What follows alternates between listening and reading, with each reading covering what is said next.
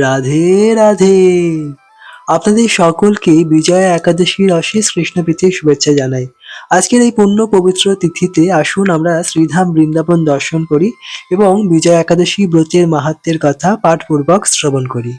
স্কন্দপুরাণে এই একাদশীর মাহাত্ম্য এইভাবে বর্ণিত রয়েছে। মহারাজ যুধিষ্ঠির শ্রীকৃষ্ণকে বললেন, হে বাসুদেব, ফাল্গুন মাসের কৃষ্ণপক্ষের একাদশীর মাহাত্ম্য অনুগ্রহ করে আমাকে বলুন। তদুত্তরে পরমেশ্বর ভগবান শ্রীকৃষ্ণ বললেন, হে যুধিষ্ঠির, এই একাদশী বিজয়া নামে পরিচিত। এই একাদশী সম্পর্কে একসময় দেবর্ষি নারদ স্বয়ম্ভু ব্রহ্মাকে জিজ্ঞাসা করেছিলেন। তিনি এই প্রসঙ্গে যা বলেছিলেন তা আমি এখন তোমাকে বলছি। এই পবিত্র পাপ বিনাশকারী ব্রত মানুষকে জয় দান করে। সেই কারণে এই একাদশী বিজয়া নামে প্রসিদ্ধ। পুরাকালে শ্রীরামচন্দ্র 14 বছরের জন্য বনে গিয়েছিলেন। সীতা ও লক্ষ্মণের সঙ্গে তিনি পঞ্চবটী বনে বাস করতেন। সেই সময় লঙ্কাপতি রাবণ দেবী সীতাকে হরণ করে। সীতার অনুসন্ধানে রামচন্দ্র চতুর্দিকে ভ্রমণ করতে থাকেন। তখন মৃতপ্রায় জটায়ুর সাথে তার সাক্ষাৎ হয়। জটায়ু রাবণের সীতাহরণের সমস্ত বৃত্তান্ত রামচন্দ্রকে জানিয়ে মৃত্যুবরণ করে। এরপর সীতা উদ্ধারের জন্য বানররাজ সুগ্রীবের সাথে তিনি বন্ধুত্ব স্থাপন করেন। ভগবান রামচন্দ্রের কৃপায় হনুমান লঙ্কায় গমন করেন। সেখানে অশোক বনে সীতা দেবীকে দর্শন করে শ্রীরাম প্রদত্ত অঙ্গুরীয় আংটি তাকে অর্পণ করেন। ফিরে এসে শ্রীরামচন্দ্রের কাছে লঙ্কার সমস্ত ঘটনার কথা ব্যক্ত করেন। হনুমানের কথা শুনে রামচন্দ্র সুগ্রীবের পরামর্শে সমুদ্র তীরে যান। সেই দুস্তর সমুদ্র দেখে তিনি লক্ষ্মণকে বললেন, হে লক্ষ্মণ, কিভাবে এই অগাধ সমুদ্র পার হওয়া যায় তার কোনো উপায় খুঁজে পাচ্ছি না। উত্তরে লক্ষ্মণ বললেন, হে পুরুষোত্তম, সর্বজ্ঞাতা আদিদেব আপনি, আপনাকে আমি কি উপদেশ দেব? তবে বাগদালভ্য নামে এক মুনি এই দ্বীপে বাস করেন।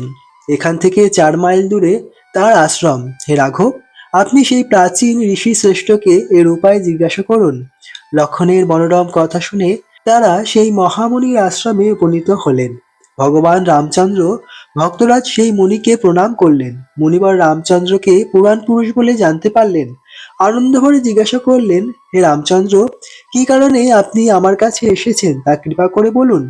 শ্রীরামচন্দ্র বললেন, হে মুনিবর, আপনার কৃপায় সৈন্য সহ আমি এই সমুদ্র তীরে উপস্থিত হয়েছি। রাক্ষস রাজের লঙ্কা বিজয় করাই আমাদের প্রধান উদ্দেশ্য। যাতে এই ভয়ঙ্কর সমুদ্র উত্তীর্ণ হতে পারি তার উপায় জানবার জন্যই আমরা আপনার কৃপা প্রার্থনা করি। মুনিবর প্রসন্ন চিত্তে পদ্মলোচন ভগবান শ্রীরামচন্দ্রকে বললেন, হে রাম, আপনার অভীষ্ট সিদ্ধির জন্য যে শ্রেষ্ঠ ব্রত করণীয় আমি তা বলছি। ফাল্গুন মাসের কৃষ্ণপক্ষের বিজয়া নামক একাদশী ব্রত পালনে আপনি নিশ্চয়ই সৈন্যসহ সমুদ্র পার হতে পারবেন। এই ব্রতের বিধি শ্রবণ করুন। বিজয় লাভের জন্য দশমীর দিন সোনা, রূপা, তামা অথবা মাটির কলস সংগ্রহ করে তাতে জল ও আম পাতা দিয়ে সুগন্ধি চন্দনে সাজিয়ে তার উপরে সোনার নারায়ণ মূর্তি স্থাপন করবেন। একাদশীর দিন যথাবিধি প্রাতঃ স্নান করে কলসের গলায় মালা চন্দন পরিয়ে উপযুক্ত স্থানে নারকেল ও গুবাক দিয়ে পূজা করবেন। এরপর গন্ধ, পুষ্প, তুলসী, ধূপ, দীপ, নৈবেদ্য ইত্যাদি দিয়ে পরম ভক্তি সহকারে নারায়ণের পূজা করে হরিকথা কীর্তনে সমস্ত দিন যাপন করবেন। রাত্রি জাগরণ করে অখণ্ড ঘি প্রদীপ প্রজ্বলিত রাখবেন। দ্বাদশীর দিন সূর্যোদয়ের পর সেই কলস বিসর্জনের জন্য কোনো নদী, সরোবর বা জলাশয়ের কাছে গিয়ে বিধি অনুসারে পুজো নিবেদনের পরে তা বিসর্জন দেবেন। তারপর ওই মূর্তি বেদজ্ঞ ব্রাহ্মণকে দান করবেন। এই ব্রত প্রভাবে নিশ্চয়ই আপনার বিজয় লাভ হবে। ব্রহ্মা বললেন, হে নারদ, ঋষির কথা মতো ব্রত অনুষ্ঠানের ফলে তিনি বিজয়ী হয়েছিলেন। সীতাপ্রাপ্তি, লঙ্কা জয়, রাবণ বধের মাধ্যমে শ্রীরামচন্দ্র অতুল কীর্তি লাভ করেছিলেন। তাই যথাবিধি যে মানুষ এই ব্রত পালন করবেন তাদের এই জগতে জয়লাভ এবং পরজগতে অক্ষয় সুখ সুনিশ্চিত জানবে। হে যুধিষ্ঠির, এই কারণে এই বিজয়া একাদশী ব্রত পালন অবশ্য কর্তব্য। এই ব্রত কথার শ্রবণ কীর্তন মাত্রেই বাজপেয় যজ্ঞের ফল লাভ হয়। এই ছিল বিজয়া একাদশী ব্রতের মাহাত্ম্যের কথা। অত্যন্ত পবিত্রপূর্ণ এই একাদশী তিথি। স্বয়ং শ্রীরামচন্দ্র এই একাদশী তিথি পালন করে সমুদ্র পার করে লঙ্কায় যান এবং রাবণ বধ করে সীতা দেবীকে উদ্ধার করেন। একদিন শ্রীকৃষ্ণ বনে প্রাতকালীন ভোজন সম্পাদন করবার ইচ্ছায় খুব সকালে ঘুম থেকে উঠে মধুর স্বরে তার শিঙা বাজিয়ে গোপ সখাদের ঘুম ভাঙালেন এবং গোবর্ষদের সামনে নিয়ে বৃন্দাবনের বনের দিকে যাত্রা করলেন। এইভাবে কৃষ্ণ তার হাজার হাজার বন্ধুদের একত্রিত করে বনভোজনে চললেন।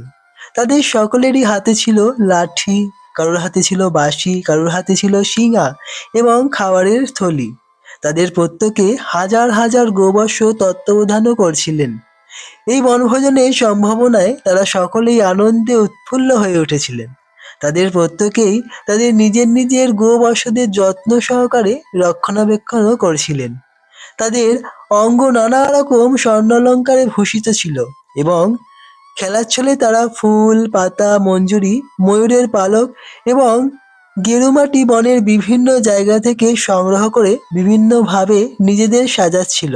বনপথে চলতে চলতে একটি বালক অপর এক বালকের খাবারের পুঁটলি চুরি করে অপর একটি বালককে দিল। যার খাবারের পুঁটলি চুরি হয়েছে সে যখন তা জানতে পেরে সেটা নেবার চেষ্টা করলো, তখন সেই বালকটি পুঁটলিটি অন্য একটি বালককে ছুঁড়ে দিল। এইভাবে তারা খেলা করে শিশুসুলভ আনন্দ উপভোগ করতে লাগলো। কৃষ্ণ যখন কোনো বিশেষ দৃশ্য দেখবার জন্য অন্যদিকে এগিয়ে যেতেন, তখন তার অনুবর্তী বালকেরা তাকে প্রথমে কে ছোবে সেই উদ্দেশ্যে কৃষ্ণের দিকে ছুটে যেত। এইভাবে তাদের মধ্যে প্রতিযোগিতা হতো। কেউ বলতো, আমি কৃষ্ণকে প্রথমে ছোবো। অন্য কেউ বলতো, না, তুমি পারবে না, আমি প্রথমে কৃষ্ণকে ছোবো। কেউ তাদের বাঁশি বাজাতো, আবার কেউ মেষের শিঙের তৈরি শিঙা বাজাতো।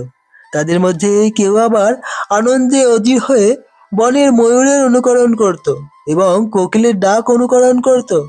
আকাশে উড়ন্ত পাখিদের ছায়া অনুসরণ করে তারা সেই পাখির গতিপথের অনুবর্তী হতো। কেউ আবার বাদরের কাছে গিয়ে নিঃসন্দেহে তাদের পাশে গিয়ে বসতো। কেউ আবার নিত্যরত ময়ূরের অনুকরণ করত। কেউ বা বাদরের লেজ ধরে তাদের সঙ্গে খেলা করত। বাদর যখন মুখ ভ্যাংচাতো, তখন তারা তার অনুকরণ করে ঠিক সেইভাবেই তাকে ভ্যাংচাতো। যমুনার তীরে ব্যাঙগুলিকে দেখে কেউ তাদের দিকে ছুটে যেত এবং ভয় পেয়ে ব্যাঙগুলি যখন জলে ঝাঁপ দিত, তখন তারাও তাদের অনুকরণে জলে ঝাঁপিয়ে পড়ত। তারপর জল থেকে উঠে এসে তারা নিজেদের প্রতিবিম্বকে দেখে নানা রকম অঙ্গভঙ্গি করত এবং খুব মজা পেয়ে হাসত। কেউ কেউ আবার কোনো শুকনো কুয়োয় গিয়ে উচ্চস্বরে শব্দ করত। তাতে প্রতিধ্বনি হতো এবং প্রতিধ্বনির প্রতি ভর্ৎসনা করে তারা আনন্দ উপভোগ করত।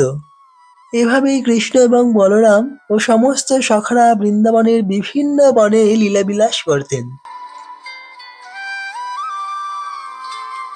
এখন আপনারা জেনে নিন একাদশী ব্রতের পালনের সময়সূচি। আগামীকাল একাদশী ব্রতের পালনের সময় হচ্ছে পশ্চিমবঙ্গ ভোর 6টা 1 থেকে 9টা 53-এর মধ্যে, বাংলাদেশ ভোর 6টা 24 থেকে 10টা 16-র মধ্যে, বৃন্দাবন ভোর 6টা 47 থেকে 10টা 30-এর মধ্যে, দিল্লি 6টা 50 থেকে 10টা 40-এর মধ্যে, আগরতলা 5টা 50 থেকে 9টা 42-এর মধ্যে, গৌহাটি আসাম 5টা 50 থেকে 9টা 40-এর মধ্যে।